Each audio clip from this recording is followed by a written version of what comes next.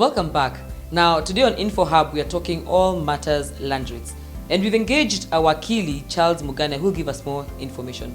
Charles, karibu sana. Thank you so much. What are land rates? Land rates are taxes levied on land. These taxes are based on the current market value of whatever particular piece of land that is being dealt with. And what laws are provided for when it comes to paying the rates? Well, let me start by saying that land rates are payable to the county government. That is post 2010 Constitution of Kenya. It used to be paid. They used to be paid to municipal county councils. They are paid by the owner of the land, but they are annual payments or their annual taxes. However, when you're doing transfers to land or when you're buying land, exchanging from one person to another, then the owner has to pay for the land rates. And what laws are provided for when it comes to paying the rates? We start with obviously the main law, which is the Constitution of Kenya. Article 210 of the Constitution provides for taxes and the different regimes in taxes. So land rates obviously will fall under Article 210. However, we have the Valuation and Rating Act. It's a 1956 law. Then we also have the Rating Act.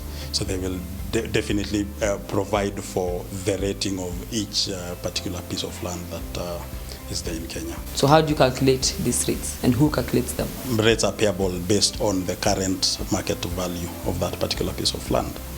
And so what obviously will tell you how much it is that you're to pay, or what increases the market value, are basically the amenities that are provided by the county government. So for instance, road network, water, sewerage, and so on and so forth. Those ones are the ones that obviously will tell the type of increment in terms of the rating, and that is why you pay land rates to the county government. How do you get to know how much that is chargeable or payable, chargeable to your land? Is that you log into the eCitizen portal. Obviously, you feed in your title documents and you find it there. In terms of importance of paying these rates, what is the importance of that? Very, very important, because this is a tax like any other. And without having to pay tax, then it means that obviously those amenities that are to be provided by the county government loses a lot of money. So they have no money to provide for those amenities. So it is very, very important. But remember also that when you're doing transfer of land, you need as a completion document something we call the rates clearance certificate. And that you can't get until you make a clearance of all the rates payable historically all the way. It is very, very important for the county government to earn that form of tax, to provide amenities, but also for you to be able to say that you properly own that piece of land and you can even transfer to somebody else.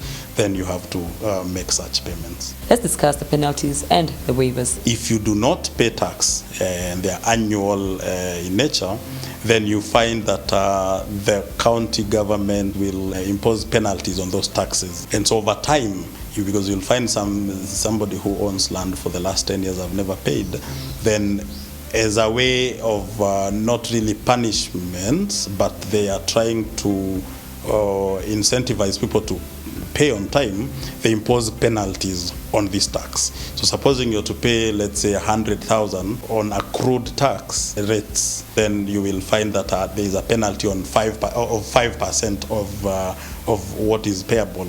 And also they also impose interest on penalties. So what the county governments are trying to do now is to provide waivers on penalties and on taxes for people. For instance, Nairobi County Government, I know currently, Nairobi County Government and even Kiambu County Government has announced on public notice that they are waiving all penalties and interest on rates, but so long as you make a payment of all the chargeable rates by the end of, say, November or December. So that is to incentivize people to at least make good their arrears in rent. And they are working because county governments have announced that people are coming out to pay based on the waivers of penalties and interests. Now recently the Lands CS has proposed a bill to increase land rates. What are the implications of this to landowners, property owners? It is a way of increasing that form of tax to the county government. And they have said that they currently raise 3 billion shillings in rates. So what they want to do is to increase from 3 billion to at least 8 billion. Obviously, it has an implication on the fact that landowners are going to dig deeper from their pockets to pay to the county government. My own thinking is that so long as they do it reasonably, they do not overcharge, then I have no problem with it. And also, number two, make sure that the amenities that are supposed to be offered by the county government with the increment, then they also have to pull up their socks and provide such amenities to the public.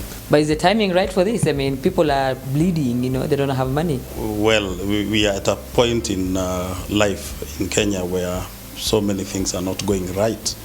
So in terms of the common mwananchi is overburdened by taxes. It has taken over decades to propose as the CS has proposed. So is it timely? I will say not. But again, it has to be done one way or the other at some point. The only query I may have with this proposal is whether it's been done within the legal framework. Obviously, whatever the CS has to do there are those legal principles that have to be followed. For instance, public participation. And my only hope is that they are following the legal way of doing things. I saw the CS proposing this to Parliament, and Parliament was in agreement. So I hope it can come down to the common mwananchi to put their thoughts to it. But also, number two, I hope the rates that they are going to increase by are going to be reasonable and to be fair to the mwananchi. Rates, are they standard across all counties or do they differ? Rates, as it were, are not uniform, and they cannot be uniform for particular reasons. One, that it is based on the current market value of the specific piece of land.